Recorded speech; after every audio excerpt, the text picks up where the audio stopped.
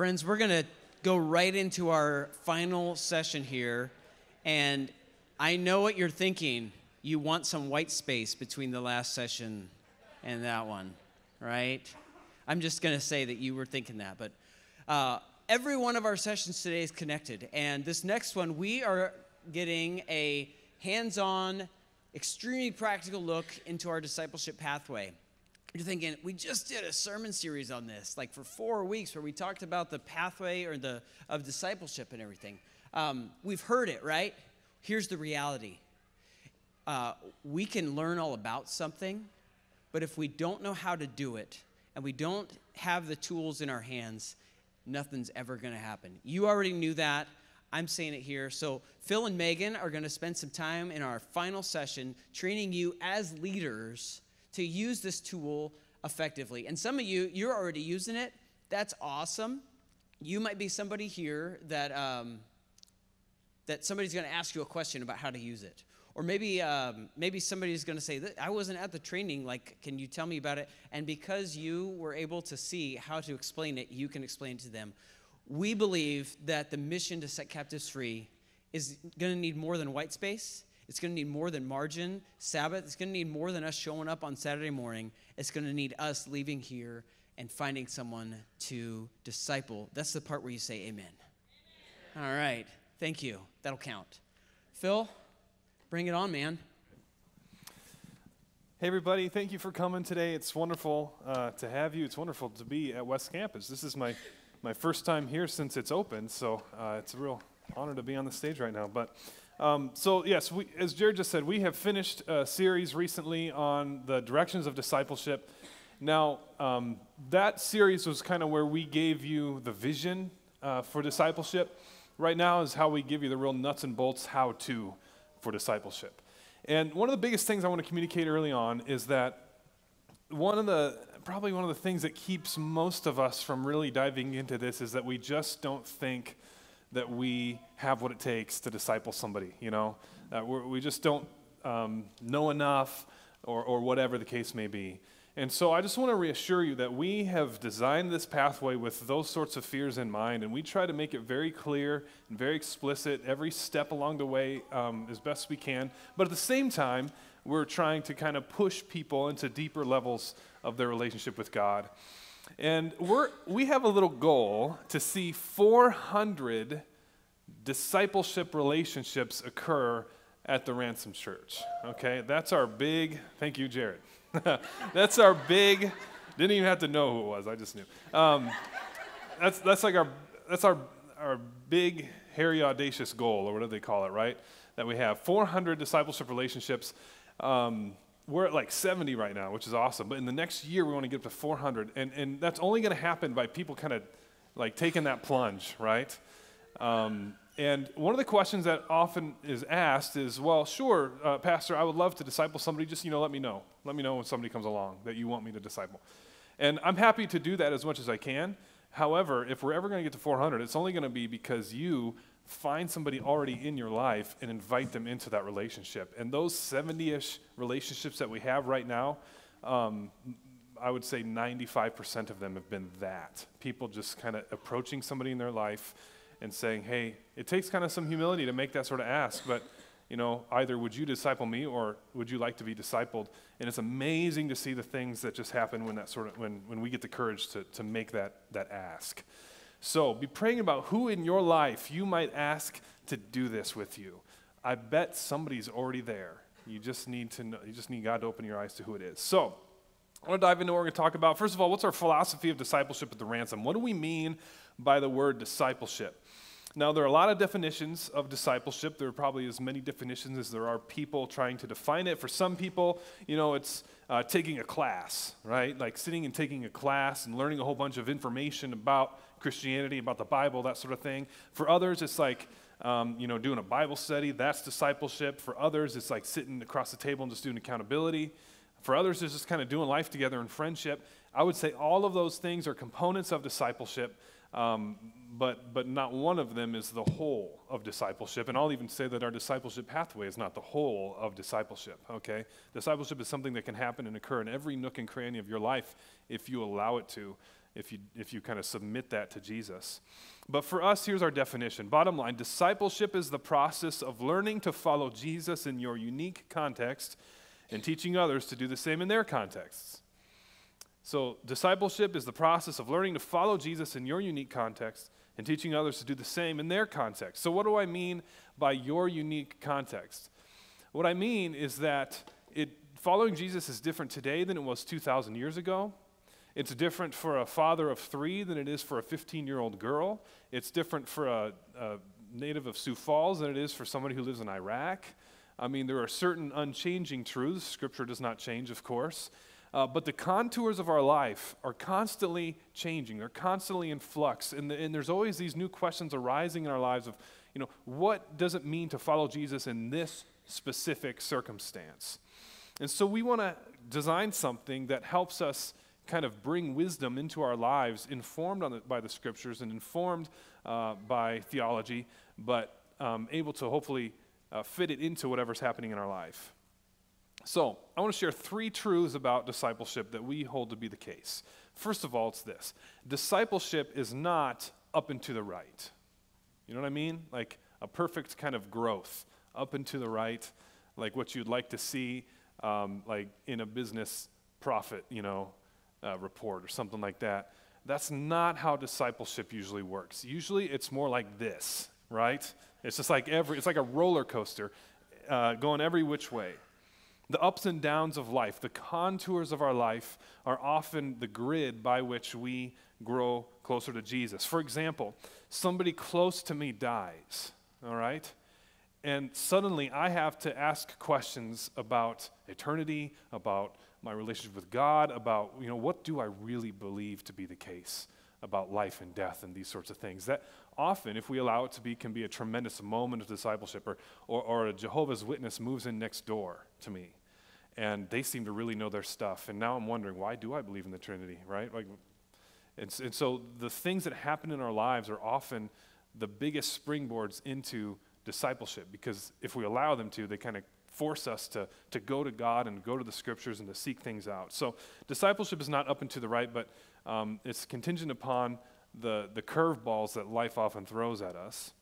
Number 2, there is no one-size-fits-all approach to discipleship.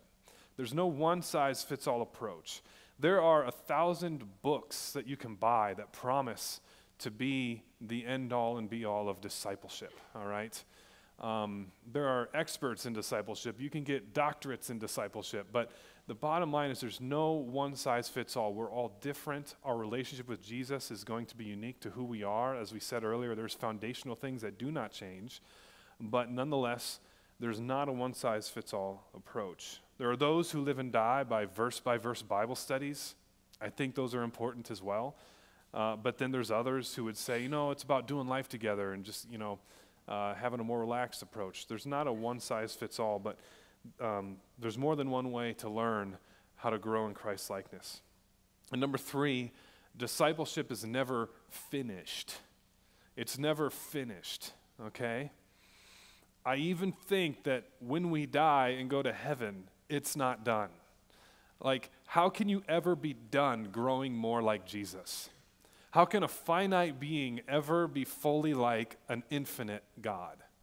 Even when we're in heaven, we will grow in grace and learn to be more and more like Him.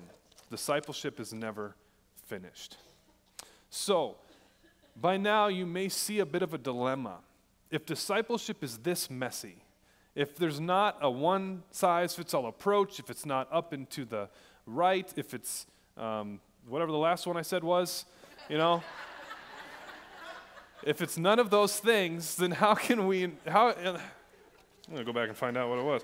Okay, if it's never finished, right, then how in the world are we ever supposed to design a program or a pathway or something like that? Well, that's where I just want to be really clear that we don't think this is like the finished end-all, be-all kind of discipleship. It's just a tool that we're offering that many have already found helpful, that we're hoping you find to be helpful as well. And we put a lot of thought and effort into it as well. So I think it's a pretty good one, but we, of course, don't think that it's perfect. So at the Ransom, we're experimenting with an approach to discipleship that recognizes, hopefully, a variety of learning styles and is sensitive to the fact that we're all different. And so it's not simply, here, go through this book. You know, there's videos, there's some reading, there's some writing, there's some really interactive sorts of things that happen in it. And it's a journey of learning information that's directed by the discipler, the person who is kind of the leader in this relationship, really has a lot of power to determine which way to go. So I'm going to talk about a little bit of the nuts and bolts of the pathway, and then when I'm done, Megan is going to come up, and we're actually going to have it on the screen. You're going to see what it looks like. You'll know exactly what the website is laid out to be like and that sort of thing. So you might remember December 31st of last year. You probably don't remember, actually.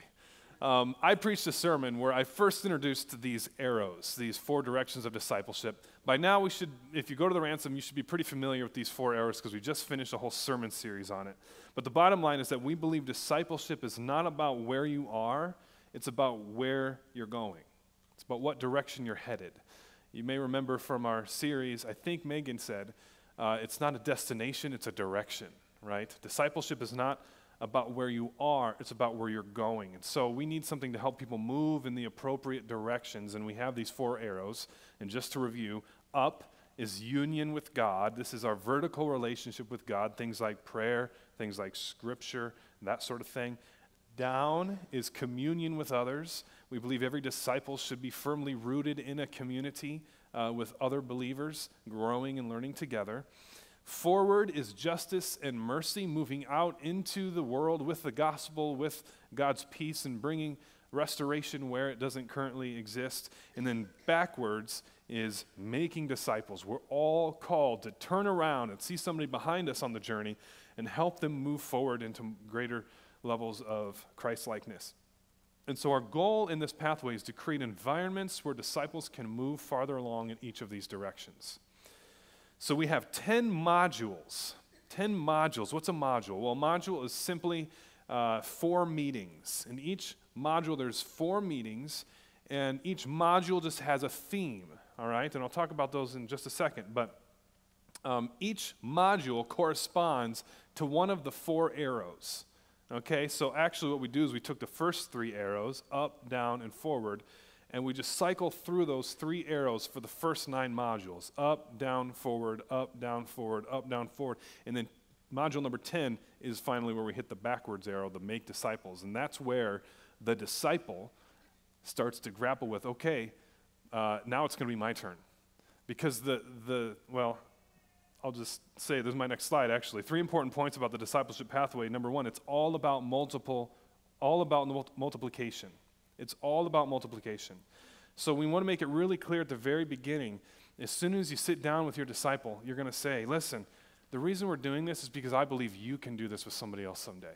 Just speak that into them right away from the beginning. Someday you're going to be doing this. You're going to be on this other side of the table, pouring into somebody else, teaching them how to make a disciple too. That's like the thing that we have to get right. We need people to understand that this is how our faith has spread and grown through the centuries, is by disciples making disciples. Number 2, it's all about the outcomes. It's all about the outcomes. What do I mean by outcome? Every module has an outcome that they want to see embodied in the disciple. For example, module 1 deals with the up arrow, and the outcome is this: the disciple establishes a meaningful rhythm of daily prayer. That's the outcome from module 1. The disciple establishes a meaningful rhythm of daily prayer. And so each meeting of that module considers a different aspect of prayer and different ways that they can start instituting a rhythm of daily prayer into their life. And by the time they get to the end of those 4 meetings, they will kind of dip their toes into a few different ways of incorporating prayer into their life. And the last assignment is to write their rhythm down. Okay, you've had some experience. Now, how are you going to institute prayer into your life? So it's all about the outcomes, which means that as a discipler, you have the freedom to change. Maybe one of the meetings has an assignment in it that you don't think would really work for your disciple. Fine, get rid of it. Do something else, You are the person who knows your disciple and what they need. And so don't let what's written in the pathway be a straitjacket when you know that your disciple might need something else. Another example, Module 3 deals with the third arrow, the forward arrow, justice and mercy, and the outcome is that the disciple learns the value of denying themselves for the sake of God and others. The disciple learns the value of denying themselves for the sake of God and others. So in this module, there's a short book that you read called The Selfless Way of Christ by Henry Nouwen. And I'm just going to tell you, maybe that's not a book that everyone wants to read. Maybe you want to do something else like Not a Fan by Kyle Idleman or something like that. There's all sorts of different books that you could do, and maybe as the discipler, you want to kind of call an audible and do something like that. So each meeting is geared towards helping the disciple accomplish the outcome, but as the discipler, feel free to change things up, right? And then number 3, every assignment can be substituted. And I kind of already said this a little bit. But we want to make sure that the disciplers know that they have the freedom to make adjustments based on the disciples' needs, right? So you kind of have the power. If you're leading somebody through this pathway, we want you to know that you have the power to make those changes. So I'm going to invite Megan up in a moment, but first I'm going to take you just through the 10 modules and just give you, I'm not going to give you the outcome for each one, but just the discipline that each one kind of focuses on. So number 1, the first module is on prayer, as we already mentioned. The second module is on guidance.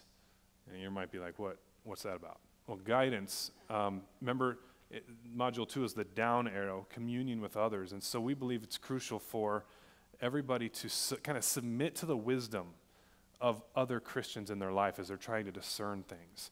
And so one of the things that you do in module 2, which is kind of cool, is you kind of lay out your entire life timeline, and you go back to all the things, the big kind of turning points in your life, the catalytic events in your life, and you ask, what was God doing in each one of these things, good or bad, in order to make me who I am today? And then by the end, you write out a life theme. And it's something that you do along with your discipler, and it's a really powerful journey that we take them through. And so by the end of it, you kind of have a greater clarity of kind of, why am I here? In what ways is God using the good and the bad? How is he redeeming those things in my life to make me the person that I am now for his kingdom? So that's kind of what we mean by guidance. 3 is self-denial. You do a little fasting in that module. Number 4 is scripture, digging into the word. Number 5 is confession, learning what it's like to actually discover the joy of confession, the freedom that comes when we can have this discipline. Number 6 is generosity. Sorry, had a sneeze. It's fleeting, you know. Sometimes they come and go. Number 7 is awareness. What is God doing in my life? How do we develop this discipline of kind of having eyes to see what God might be doing in and around us and the people that we're with and stuff like that? So awareness is number 7. Number 8 is hospitality. And when we say hospitality, that's not just like being a good host in your home, although that's part of it. What it is inviting people into the family of God. It's evangelism. That's what module 8 is. Number 9 is living justly, finding what's that broken thing in the world that you are specifically called to fix. All right? And then number 10, making disciples. Now it's your turn to go out and make a disciple. And that's what we talk about in module 10. So that is kind of that was a really fast blitz through a 30,000-foot view of our philosophy and the background to the pathway. Now we're going to get really specific. I'm going to invite Megan to come up. Megan and I have been working together to design this pathway, and so we're really thrilled with the ways that it has blessed so many of you so far. Lots of you have given us really affirming feedback. Others have given you some stuff that we've thought, yeah, that's a great idea, so we're always happy to hear those things too. But I'm going to hand it over to Megan, and then I'm going to run back to the booth, and actually I'm going to run the mouse for a minute so that you guys can see the website. Hey, everybody. So can I get a show of hands? How many of you are currently discipling someone? There's just a few of you, but I think there's some here. Okay, perfect. So for a lot of you, this is new. And for some of you who have been doing this ahead of the game, thank you for that, and thank you for all your feedback. We really mean it, that we like getting the feedback, okay? So how many of you have a smartphone? I'm so surprised. Oh my goodness. Okay, so what I want you to know is, while we're doing this, if you want to, you have permission to take out your smartphone and use it while I'm talking. Okay? So how many of you have downloaded the Ransom Church app? Okay, so if you have that app, you can actually go into the app and access the pathway that way. It's one of the options down at the bottom. And then also you can just go online in your browser. It's ransom.church/discipleship, okay? And I am still stalling because Phil's about ready. There we go. Okay, so this is the main page. So whether you access it through the Ransom Church app or you access it just through your browser on a laptop or on your smartphone, whatever, it's all the same stuff, okay? So this is the main page for our discipleship pathway. This is kind of how you just kind of get in to everything. So I'm going to show you guys a few things here. If you look at that main page, there's kind of just an introduction there. And then there's these two links down at the bottom, the first two there. Yep. If you are the disciple, a student, you click there. If you're a discipler, you click here. And so what those are, Phil, you can click one if you want to. It's basically a PDF that just explains what your role is as a discipler, and then there's one for your disciple too, so that you guys can just start out on the same page. So if you're going to introduce somebody to this, if you're going to invite somebody to be discipled, then one thing you can do is just send them to this page, or just find this PDF on the page and then email that to them or share it with them on your phone, okay, and send them a text with a PDF in it so they can read it and just get an understanding of what they're signing up for, essentially what it means. And so that's what that is. And if you read through it, it just gives you a good concept of what you're doing together. And then that third link right there says, for a quick training on the pathway, click here. That is a link that's going to take you to that informational video that some of you have probably seen in your life groups. And so that's what that is. There's Phil. Hi, Phil. All right, and then down at the bottom, you see this big link that says enter the discipleship pathway. That is like the portal button, okay? That's what you click to get there. So this is the pathway. So we have these 10 modules, and like Phil said, they're made up of 4 meetings each. So each module is made up of 4 meetings. A really common question we get is how to divide up your time with this. So there's 10 modules. Each one has 4 meetings. That would take how many months to complete if you did it weekly? 10 months, yes. But if you can't meet weekly, go ahead and pick a rhythm that works for you and your disciple. If you want to do this bi-weekly, if you want to do 2 meetings a week, you can do that. It doesn't really matter. You can pick your own pace. And so the goal would, though, for most people, it's weekly or bi-weekly, right? Okay, so when you want to get started, you click on a module. We're going to take you through module 1 just to show you what it looks like. So this one is all about union with God. And Phil mentioned this. Every single one of these modules has a theme and then an outcome, okay? So union with God, this first one is just all about prayer. And the outcome is the disciple establishes a meaningful rhythm of daily prayer. So like we said, that is the goal with this module. You have 4 meetings with your disciple to reach that goal, that by the end of it, they've established a meaningful rhythm of daily prayer. Now, like we mentioned, every person is unique. They're in a different phase of life. So what that means, that you've reached that goal, is going to look different for every person. But the point is that by the end of this, you know with your disciple that they've reached that they've got a rhythm of prayer going that's different than when they started. Make sense? Tracking? Okay. So what we do is we've got these 4 meetings here. I think we'll do the meetings first. So just click on a meeting, Phil. So this is the first meeting. This is what it looks like. Now, I'll show you guys these PDFs here. They are all in PDF format. You can download them and then print them out and make yourself like a binder of all the material. So if you're not a digital person and you're a paper person and you would like to just have everything kind of written out for you and something that you can write on, you can take every meeting and print it out. And every resource that we give you too, everything is in PDF format. You can print everything out. It's all formatted to look good when you print it or to work on your smartphone. And so for me, I don't know if my disciple is in here. She was here earlier today. But she knows that I get there at 8 o'clock on Thursday mornings. Every Thursday we're there, but I roll in after I have 5 kids. I get them all to school. I get there as fast as I can. I get to Caribou, I sit at the table, and I whip out my smartphone, and everything's there for me. And it is so nice. So that works for me, but some people want paper. So everything can be downloaded, everything can be shared, everything is free for you to copy and use and give to other people. All of the content is for you to keep and give it to anyone. So when you go through these meetings, everything is very step-by-step. Oh, there we go. Sorry. So one thing I want to show you, scroll down to where it talks about the covenants. Is that? Yes. Okay. In the first meeting, what you're really going to do is just kind of establish your relationship and get to know each other better and things like that. There's something very important that happens in this first meeting. In this first meeting, you each sign a covenant as a discipler and as a disciple, agreeing together that you're going to have this relationship. For this season of life, you two are going to be in this together, and you both agree to it. And you don't just verbally agree, like, Justin, I agree to disciple you. I'm so excited.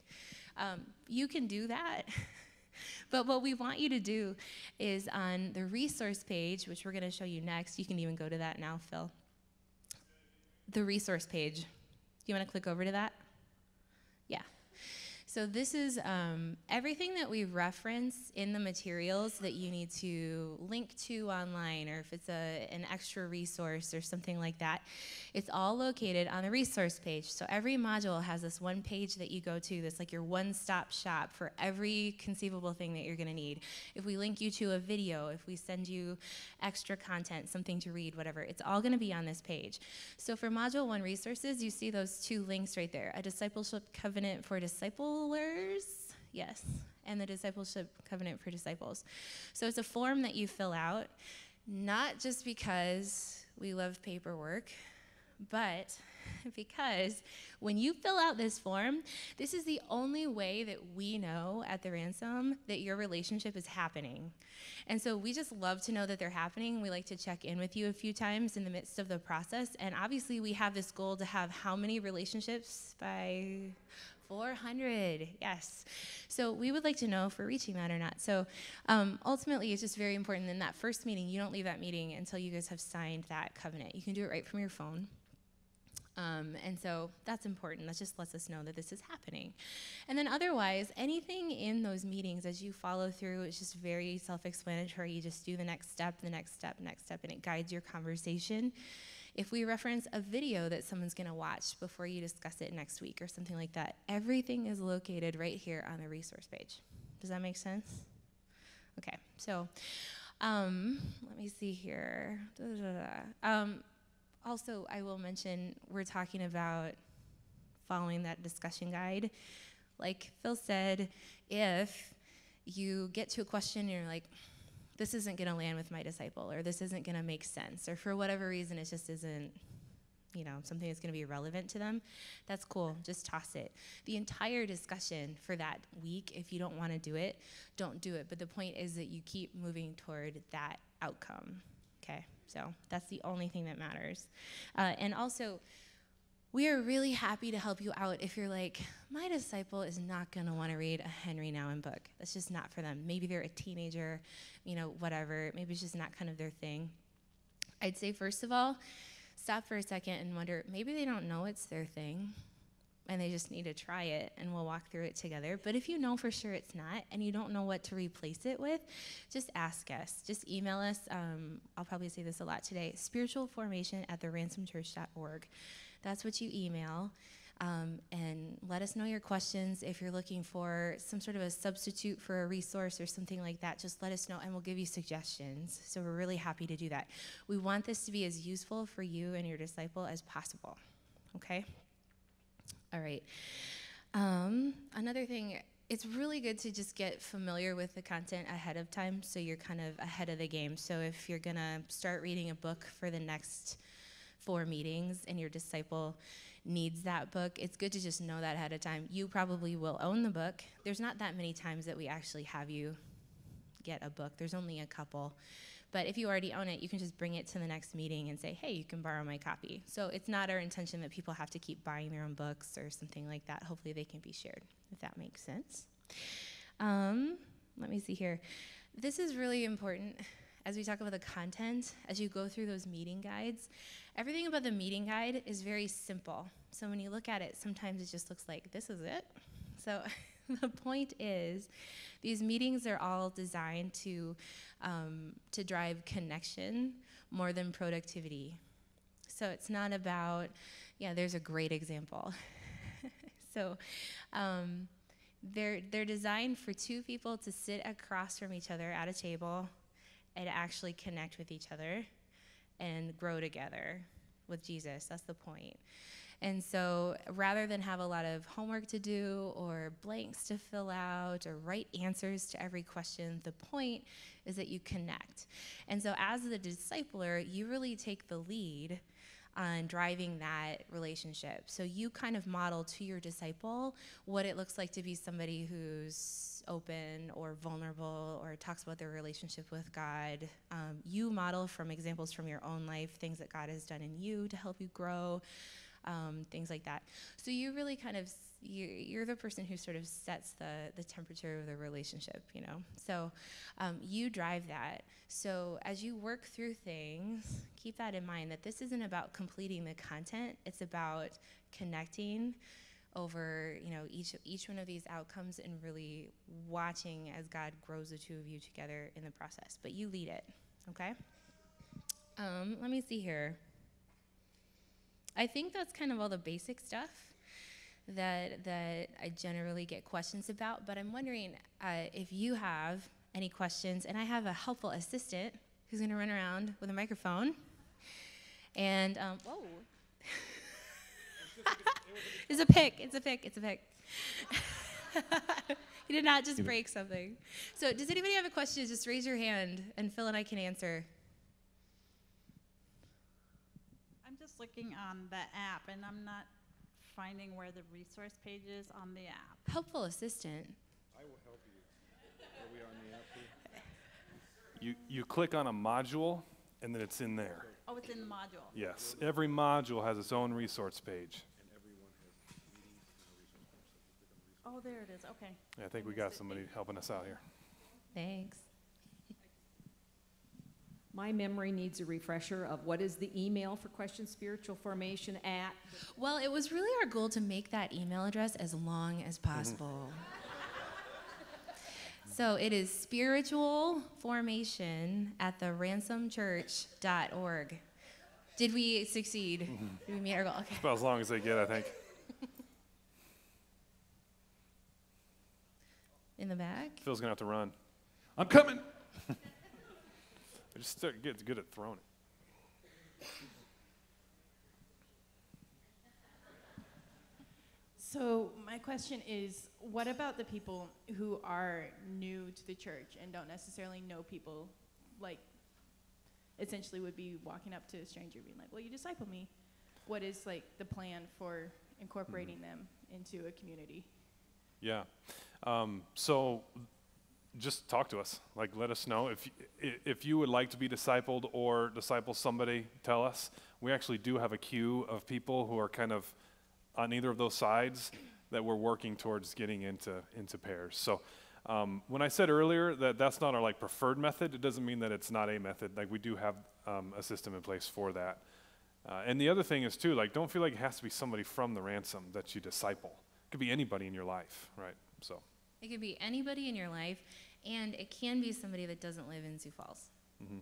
Like, I don't know if you've ever used Zoom meetings before. You could just use FaceTime, stuff like that. I mentor people from across the country, and I at first thought it would be kind of weird, you know, because we're never in person, and it's exactly the same. And I think that would work this way too. And I know there are some people that use the pathway that don't live in the same city, and they make it work, and it's great. And if you're how do I say this nicely? If you've experienced more life than some of the others in this room, I can connect you. Jim Rottle is one of our elders. He's like in his 50s, and he's like, I'm not super tech savvy. I don't know stuff. I can't do that. And he's doing this via FaceTime with a like 20-something kid, and loves it. So he'd be somebody who goes, here's how I made it work in my life. So no excuse. And like we mentioned, we do have a queue of just a handful of people who have said, I'd really like to be discipled. I really don't feel comfortable doing this yet until I'm discipled. And we've taken their names, but we don't personally necessarily know them. And there's going to be people in your life that you know. Like, how many of you, if someone walked up to you today and they were like this mature Christian, whatever that means to you, and they were like, I just really want to meet with you weekly and help you grow for a year. Would you be okay with that? Like, how many of you would be like, yes? Okay, just a few. Okay, yeah. You be honest, yeah. So there's a huge need for that in the church, and that is what this is trying to address. And we would all love it if someone would take us through it first. I know I would, but we got to kind of start somewhere. And that's something that we did not mention before, but I think is important to say now. There are alternatives. Like, if you feel like you just don't want to take a person through this yet until you've done it yourself, but there's no one to disciple you, we feel that. So what I can say is there's lots of cool alternatives. Like, my disciple is discipling someone one-on-one, but she's also taking her entire life group through the first 2 modules to get them started, just to get their feet wet and kind of understand how it all works. And then the goal is that each one of them is going to be discipling someone in the next 4 months. And so, but just to get them going, they don't want to just, so they're doing it together, and then they're all going to start. Another example would be, we've got a lot of people who started out by 2 friends, are going through the pathway together, kind of discipling each other just to get started so that they get familiar with it and get to grow themselves in it first. And then they're going to separately go disciple other people. So there's ways to get it started if you feel like it's just not for you to immediately go do it. Any other questions? I don't feel like you need a microphone, but. I just like the running. Hi. I'm going to ask this question because this was a great question we talked about at our life group that I think would be good for us, for everybody to hear your guys' thoughts on this. But what's a good way to initiate the conversation with somebody to invite them into a discipleship relationship in a way that doesn't come across like hey, I'm better than you. I want to tell you how to live your discipleship.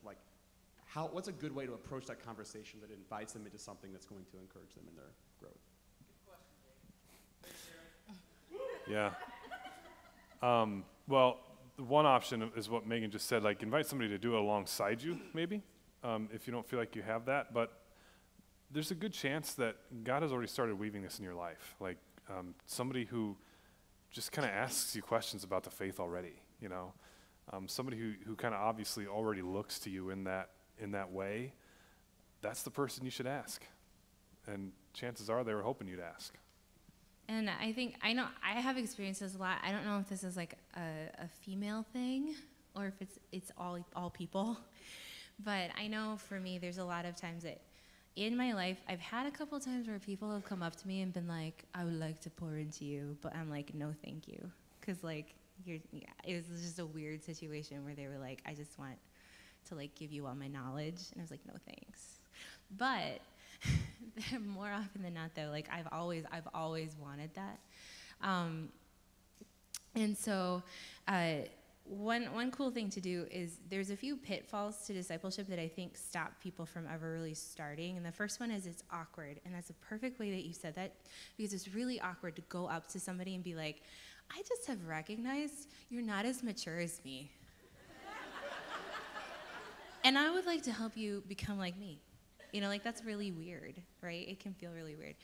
But one thing that's cool is if you're authentically following Jesus, if you love the Lord, if you're seeking him, you're going to have all these people, like Phil said, around you in your life that want that too and are probably watching you, and you may not be aware of how much, and they would just kill to have you come up and be like, can I just meet with you one-on-one and let's do this? And the cool thing about it is usually we don't start that because we don't know, what would we do? Would we read a book together? Would we be accountability partners? Would we pray together? You're like, what do we do? What do we do? So this hopefully answers that. Like we mentioned before, it's a tool to just give you a pathway, just some breadcrumbs to follow. And then it's just a guide, and you customize it as you need to. So hopefully that takes care of that problem. And also, there's a natural off-ramp. So there's 10 modules with 4 meetings each, and then you're done. And so it's not like this perpetual thing. Like there's a clear point where it's over. And the best part is there's this built-in thing where at the very beginning of your time together, the first meeting that you have, you sign a covenant with your disciple, and that disciple signs a covenant that says, I'm going to be discipled by this person, and by the end of this, I will be discipling someone else myself. And so it's never like someone's coming to you like a lump of clay to be molded, like just come and be my Oprah. But what it is it's this clear season of life. You say like, for this season, we're going to meet together, and by the end of it, you'll be discipling somebody else. So there's this responsibility already built into it that they're going to do it too. And so it just takes care of some of that weirdness of like somebody's needy and they just want to meet with you or whatever. It just makes it much more clear cut. And we never mentioned this, I don't think, but your disciple can start discipling somebody else anytime. They don't have to wait until they complete all 10 modules to start discipling somebody. So my disciple tried to start discipling someone in her second module while she was in her second module, I believe, and then that fell through, and then by her third module, she was discipling somebody, and they're still meeting. And so you can just, you don't have to wait. If somebody's ready, they should just do it.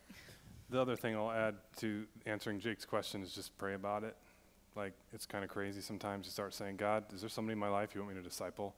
And then the last person you expected is the person that God kind of brings along into your mind. So just pray about it. Those are the prayers God likes answering, right? Any other questions? What if the person I think of isn't a believer? Then you should make a disciple. Yeah. I can do that? Share Jesus with them. Yeah.